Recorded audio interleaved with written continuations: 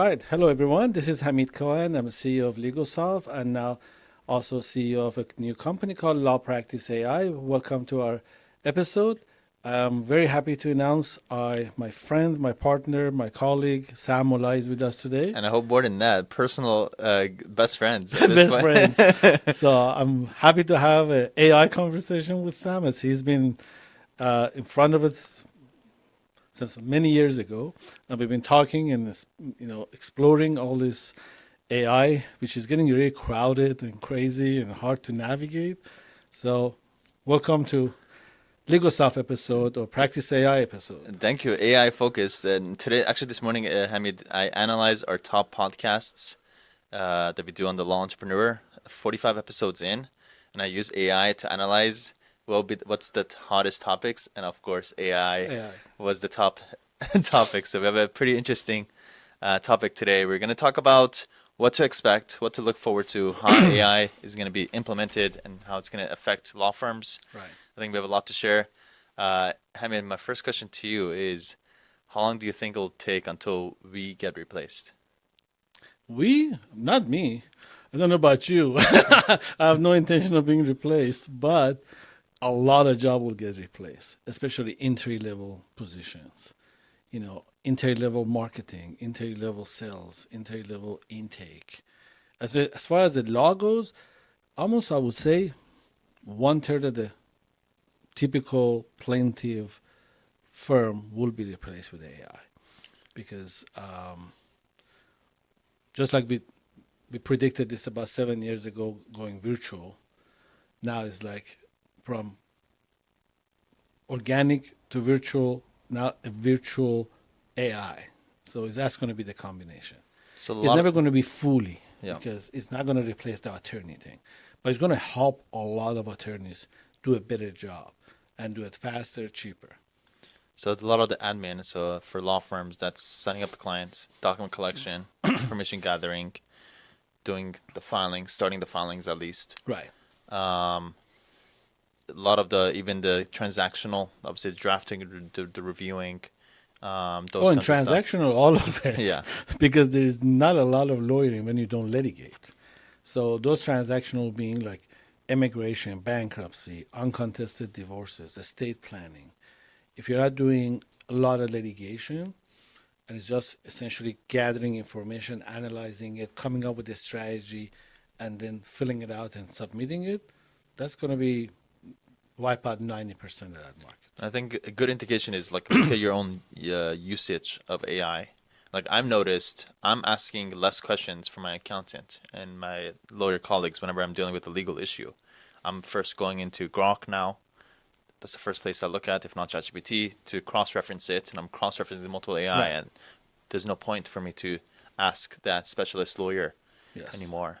I had a contract attorney and retainer for the company that was running all of our agreements, contracts, subscription agreements and such. And now 90% of that I'm just using AI for, and I basically terminated our contract attorney because at the best he was doing what I'm getting out of the AI. So I have a company called My Legal Academy. Our value proposition is essentially we implement a lot of the systems, the automations, the client generation systems for law firms. Can you tell us about what Practice AI does Sure. and how you're helping? And then let's bring into how basically how AI is implemented. Absolutely. So about a couple of years ago, a little over 2 years ago, when I saw the AI direction, and I have a tech background, as you know, so I'm always interested in the tech patterns. I noticed two things. One, even the virtual staffing on the lower level is going to need AI and AI training to be able to survive the market. So that's why I opened up we started a company called Law Practice AI because I knew it was coming. I just didn't want to be a victim of it. I also wanted to be in front of it for our clients. So we basically mapped out every area of the practice from running campaigns all the way to litigation support, making it into one platform that the AI can assist or complete. So also enabling our virtual staff and training them to be AI enabled. Instead of we went from tech-enabled, now is because when I started the visual staffing stuff, I made them tech-enabled to be able to use all the CRMs, teach them on the CRMs, communication system, lead management system, campaign management. So we made the tech-enabled virtual staffing. Now we need to do AI version.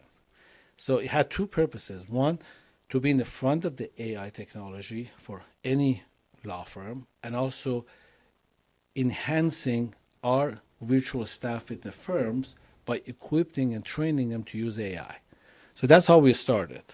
So I'm very happy with the results so far. We released 3 products already: personal injury and consumer protection, which is medical summary report, which comes out in seconds, medical chronology, and actually PI demand. And everything is basically, if you are a PI firm and you have like 50 demands outstanding, I can get rid of them for you in like 5 minutes. What are the benefits that you see with being AI enabled? So obviously quicker. So instead of days and weeks, which you were an expert in, because I know a lot of times you approach law firms, one of the first things you analyze is the bottleneck of their law firms, like basically where are the clients in the different steps of their cases being handled. Right. So that enables quick little, getting the clients through the pipeline. Second is cost savings. So essentially, instead of having 3 or 4 clerks that are taking good care of that legal work, how do you, and then, to talk that out, like instead of having 3 or 4 clerks, how do you see that panning out? That usually became a problem when I was actually consulting with the PI firms or even employment firms. It was like there's a cash flow in the contingency-based practices is always an issue.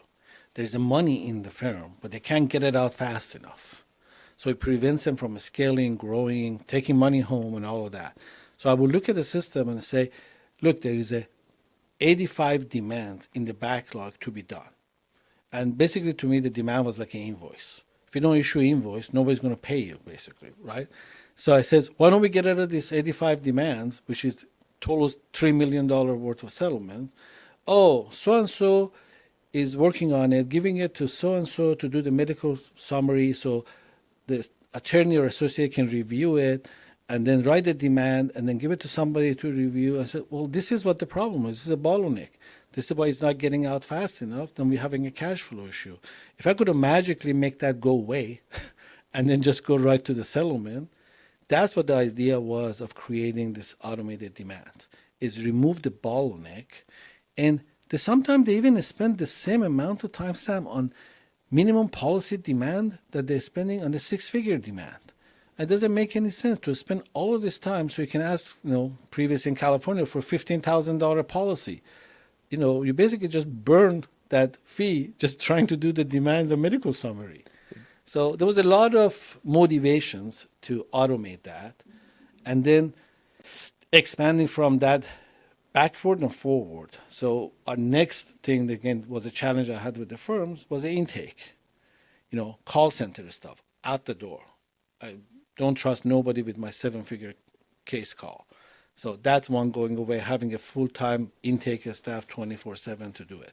Then be able to escalate those high-value calls and high-value cases. So now we're releasing in a few months the intake, that it is customized for personal injury intake, that reduces the cost of the intake, optimizes the process, and it also escalates.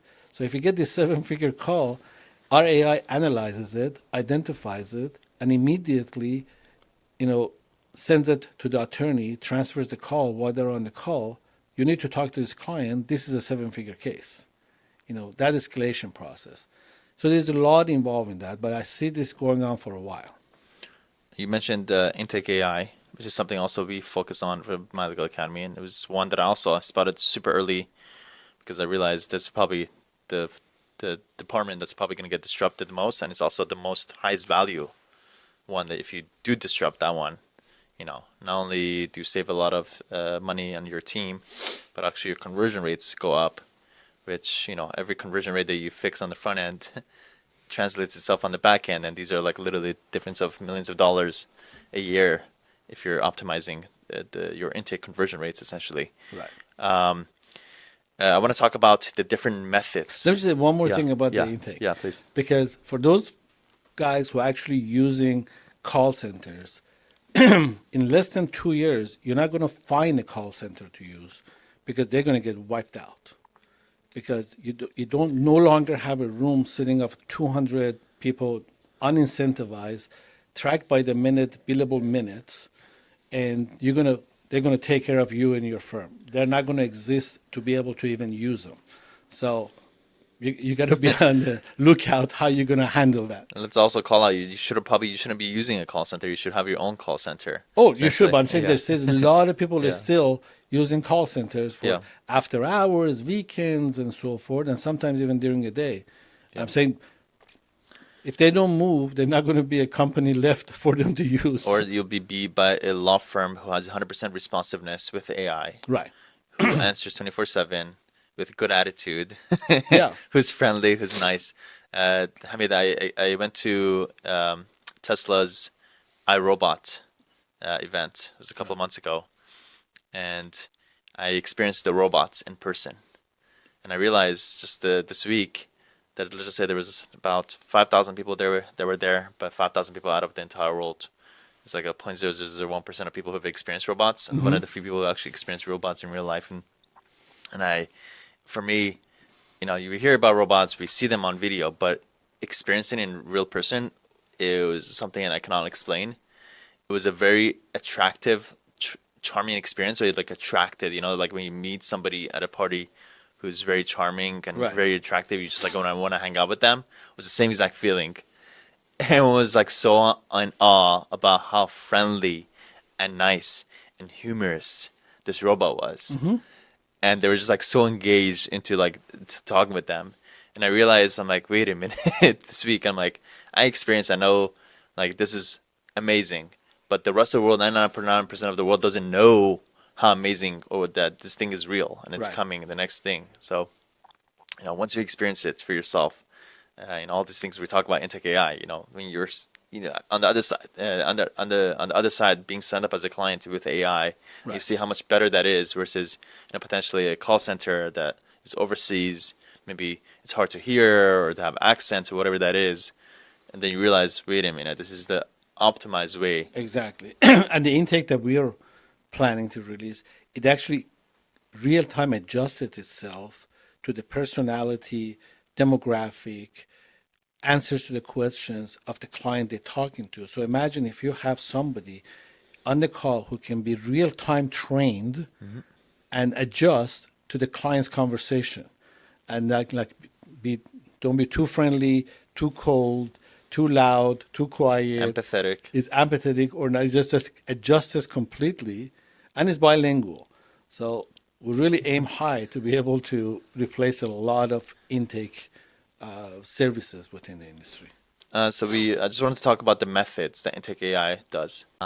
Is able to contact prospects. So there's text, there's voice, and there's video. What we found is, so far, that text is the proven easiest way to set up, easiest way to optimize, easiest way to continue the training. Voice, so far, still has some room for improvement. What have you seen, and where do you imagine most of the interaction with prospects happening? I think it's a combination of technology with AI that makes the voice to work. It can't just be a machine sounding sort of a conversation. It needs to really almost have a personality. So we're trying to build it with other tools and other technology that gives it a personality and is not dry. So that's probably one of the biggest challenge. Also, the challenge was like when I have an intake person or salesperson, whatever you want to call it, is that when I'm telling them to engage with the client this way, and if he doesn't respond, then do this and this, all the old way of programming, we used to call it a what if statement. So if this happened, you do this, and if this didn't happen, you do that. And then using all the methods that you mentioned, you're on the call with them, it doesn't answer, you text them. Text doesn't answer, you send the email. Even as far as going to their social media and connecting with them on the social media. Imagine the AI who's basically using all the resources around to connect to the potential client and then get engaged. And once got engaged, don't stop until they're retained. So actually send them a retainer, wait for it to be signed and get it back so you can say, I finished the process. So that's our goal. Amazing. Which practice types do you imagine let's do different tiers. Whereas the first tier of practice types that are going to be disrupted versus second tier and third tier? Our first target, because of our dynamic or our clients and networks and so forth, is obviously personal injury. It has the biggest ROI for the client. Being able to get that 6-7 figure client signed up. So from the ROI point of view is that. Then it goes into employment and labor and mass torts and so forth, from the customization of the intake process for different practice type. And last is transactional, which is pretty straightforward. I'm just collecting information. Who are you? Where are you? What do you want to do? Kind of a thing. So that's our migration process, starting with personal injury. Got it. I think you mentioned transactional services being disrupted first. You want to talk that out, and then how much of a litigation type of law firms do you see it being disrupted as well? Well, when you look at the transactional law firms, 95+% of cases they do is non-litigation. Is essentially like, I want to file a Chapter 7, I want to file a Chapter 11. Uncontested divorces, where we just basically do the paperwork, file it, wait for approval. Immigration is going to be one of the first ones. We actually have launched the immigration AI development. So they ask you, what do you want to do? What's your goal? And then here's the forms you need to fill out, the documents to provide. By the way, if you're coming for a student visa from India and you're filling out the application, instead of saying, I'm applying for a Stanford to get in there with a less than 1% acceptance rate, well, the AI will tell you, well, your chances are like 0.001 to get in. But if you apply for the same major in University of Wisconsin, your acceptance rate goes to 95%. So which one you want to choose? You can still apply for Stanford, but you can go over there and get a better conversion rate, basically. So the AI in the transaction is also going to be doing a lot more advising than a typical attorney would do from the playbook anyway. It's not like they make the law, they just follow it and make recommendation. On transactional law, the law is already preset, but they don't get the right advice on what to do. As part of my legal academy, we focus a lot on the intake AI kind of component, and also helping the law firms using the different AI tools to be able to do to be able to support them in whatever that they do in the legal work. And then another initiative that we have is called Vanguard AI, where basically we plug into a law firm's CRM to be able to tap in to the golden oil, which is data that every law firm is sitting on. What are the insights that law firms have in their CRM that'll be useful for AI to be able to pinpoint those insights to help you make better decisions? They have a lot of historical data. Historical data is the foundation of the AI, which you can go in there and find out that the last 100 clients and cases in these locations that the firm has signed up and worked on them for 2 years, and the outcome of it, it would analyze that, compares it to the case I just signed yesterday. And basically, based on that analysis, it's going to tell me, this case is going to settle in 9 months based on your existing process. This is the processes and resources it's going to take to settle it. This is your average fee you're going to get from this case. And this is the average cost of the case. So basically, your ROI is $12,645, because it already has the data. You've done it before for 100 clients, 1,000 clients. I already know what you do and how you do it. So I'm going to compare that and tell you what you're going to make from the case you just signed 5 minutes ago. This is something no attorney has been able to do, because they always say, well, this one is a little different.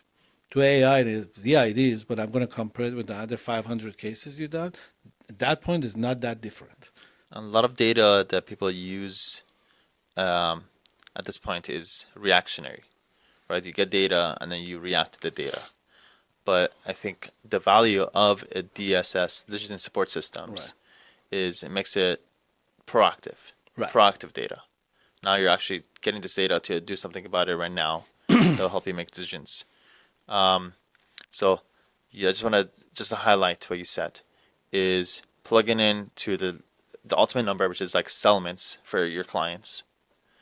Figuring out where's the patterns of what type of clients they are, when they became clients, from where they came from, what type of clients they are, to be able to help you. One is optimize those different types of clients. So maybe you may have 2 or 3 different types of clients typically, and most of your value of your clients is coming from this particular type. So do we have the resources and the teams and infrastructure to be able to increase that?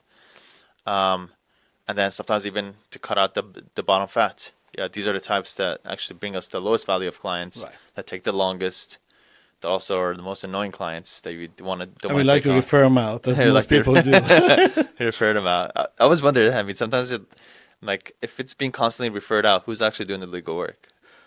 Well, in some practice type, nobody, and they know it too. They don't do much. We just like one of the things you just mentioned about the DSS, which is, for those who don't know, is a decision support system. It's been around for 30 plus years. 70s or 80s?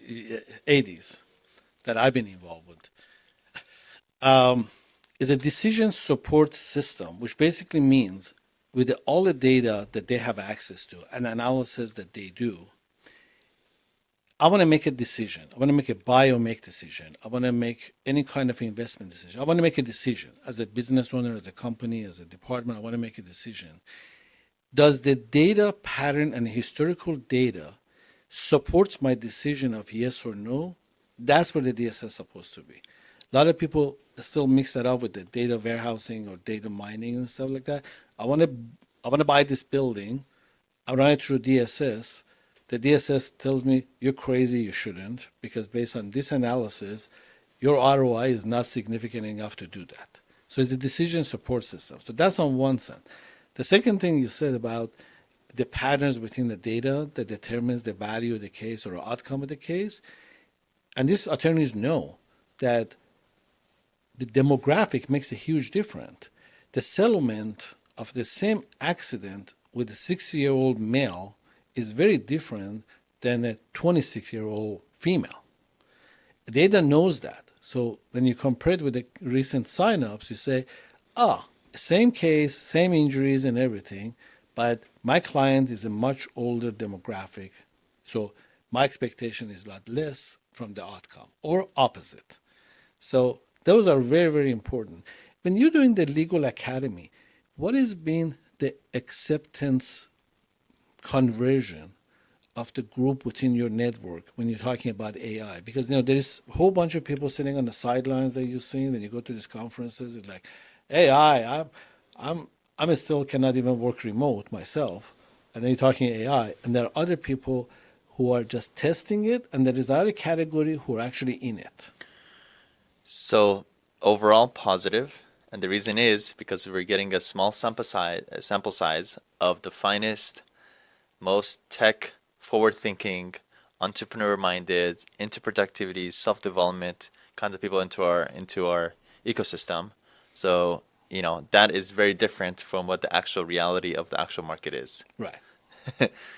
We had this kind of epiphany at our conference. We had 100 lawyers there, but in order for those 100 lawyers to end up there, we did the quick back of the napkin math. We ran ads, probably about, I would say, like 5 to 10 million people, lawyers, have seen our ads online. Then out of that, I believe we had like 5,000 applications. 5,000 applications, about, I think at the time it was like 400 or 500 people who joined our program. Mm-hmm. And out of the 400 or 500, there was 100 people That showed up. that showed up to our conference. Right. So, and then out of that, there was even a smaller sect that we consider our insiders. That we looked around like, wow, everyone got filtered down to the Right. the best of the best. So yeah, it depends on the sample size I guess you're looking at. Yeah. But ours, I was actually pleasantly surprised, and we always take poll questions before we start a webinar, essentially, especially with our AI masterminds. Ask, well, number one, are you using ChatGPT, Right. the most popular AI tool in the world?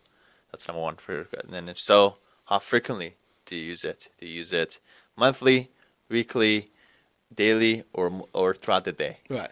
And I actually tracked the results of when I asked this a couple of months ago versus a year ago, and I saw that there's been a shift in the daily. So people, at least in our world, are using on a daily basis, which Right. is a good No, I thing. remember your conference. It was very impressive, and you could tell the dynamic of the room. These are frontiers. They don't want to do everything traditionally other attorneys before them have done, follow them.